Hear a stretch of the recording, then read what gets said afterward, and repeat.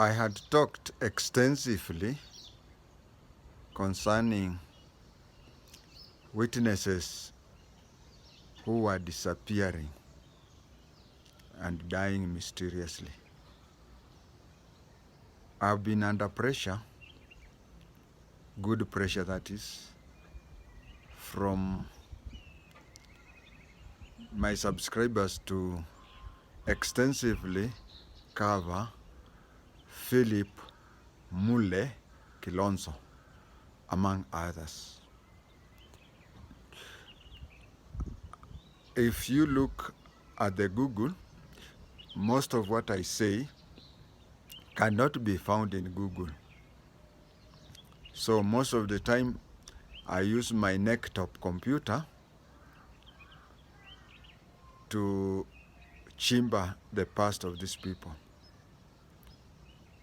My subscribers have asked me to talk extensively among other people.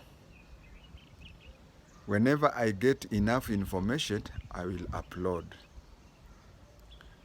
I want now to talk about Philip Mule Kilonzo. His history is unique in that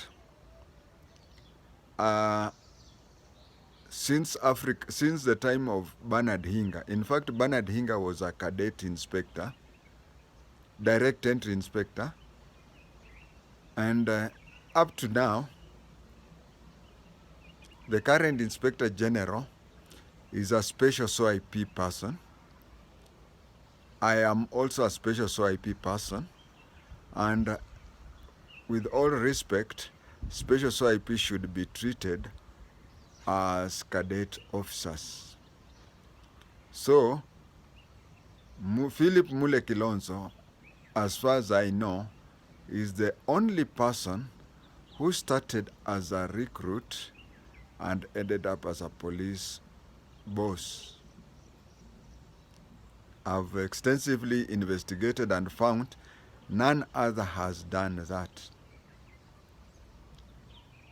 We have Ruben Wambua, who was the PPO Central Province and was made the Commissioner of Prison. As of now, I do not know whether he was a subordinate officer to inspector or a direct entry inspector.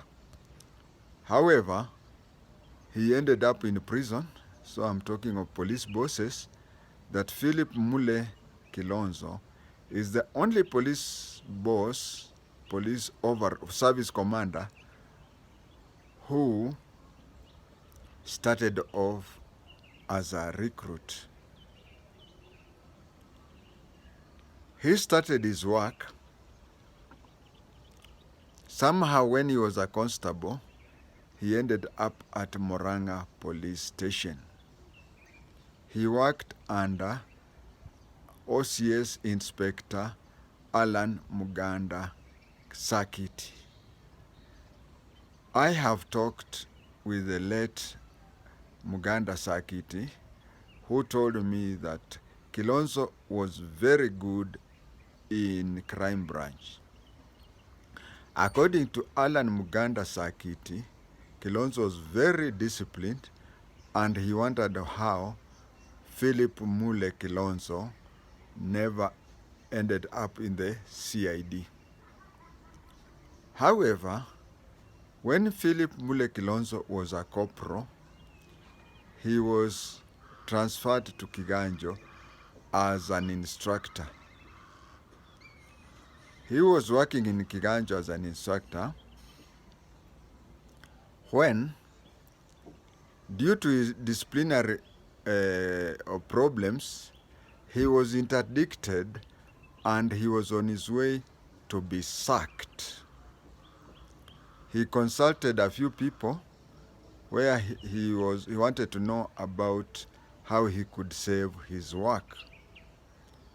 Senior Kamba policemen were weighed, and a decision was made that the best person he could see to save his job was Senior Superintendent Harrison Musau. So Philip Mule Kilonzo went and saw Harrison Musau, who was an OCPD. He told him, I'm about to be sacked. Harrison Musau shocked him by saying that you will not only retain your job, but I'm going to look for ways where you are going to attend an inspector's course. So he went, did whatever he did, and instead of Philip Mule Kilonzo being sacked, he attended an inspector's course and became an inspector, simply because of one Senior Superintendent, Harrison Musau. During the days when Philip Mule Kilonzo was a member of the inspectorate, not much is known about him. But upon being gazetted to be a superintendent, he spent a lot of his time in Northeastern, meaning he was in bad books with his bosses. Later on, he became an assistant commissioner of police, and much more later, senior assistant commissioner of police. He was made the PPO Nairobi area. When he was made the PPO Nairobi area, police officers at Yatta police station used to have a lot of problems with him. He could come and unajua ni ile kitu wanasema wachia polisi huko, ukiwa nyumbani wewe ni raia. But he could come, look at the list, take the name of the OCS, says I've transferred you to be the OCS Garissa. The deputy OCS would be transferred to a place like Wajir. OC crime would be, the whole police station would be transferred in one go. He would take the duty roster and start writing that, and he would go, when he was the PPO Nairobi, then he would go and have the whole police station transferred. Philip Mule Kilonzo was made the Commissioner of Police in February 1988. From being the PPO Nairobi area, he was made the police commissioner, the overall countrywide, 1988. When Robert Ouko died, he had a lot of interference. First of all, he was among the first people on the scene at Gotalila. When he was at Gotalila, he is one of the people who pushed for this theory that Ouko committed suicide. The government came and introduced Troon from Scotland Yard. Troon had a problem because we have a system where when you go to somebody's jurisdiction, you are supposed to be handled in such and such a way. But it reached a place when Troon formed an opinion that one thing Troon noticed that was that he knew that Kilonzo was the overall police boss, so Kilonzo wanted to know which witnesses were going to give evidence. Of course, being the local police boss, if he would have known that, it would have assisted Troon in his work, because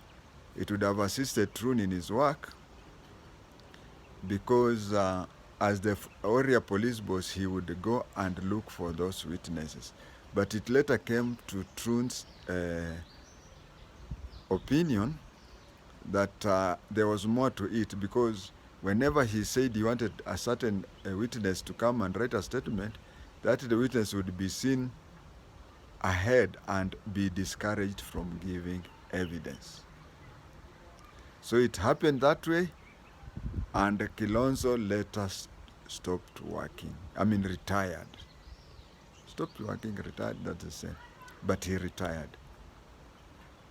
Now, as I've said before, I'm saying now and I'll say again, there was a concerted, first of all, there are those witnesses who died because of manyasi, or what I call Nyakach effect.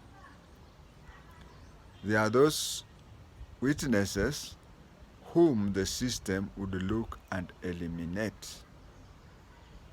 And one of them was Philip Mule Kilonzo. After he had retired, he made a one fatal mistake. We all do.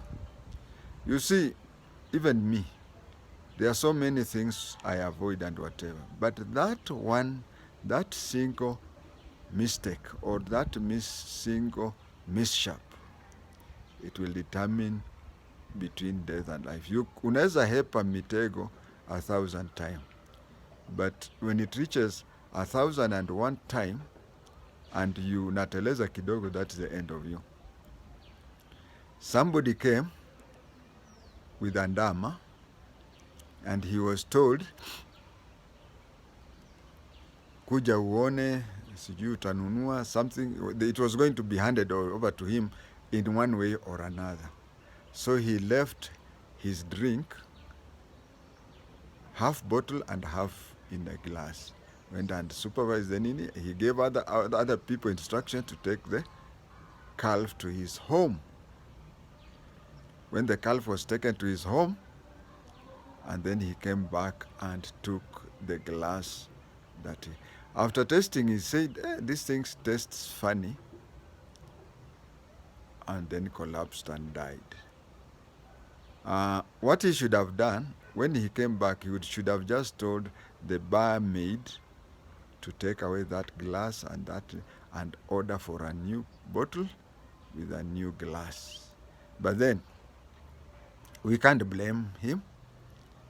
Siku ya kukufa, nyani miti yote uteleza. Who knows, even as I'm speaking, mitego ngapi nimehekewa, but nimehepa. But that day when nitateleza tu mara moja, that is the day for going. So you never know whether he had several mitegos, na angehepa huo mtego, bado mtego mwingine ungetokezea. Thank you.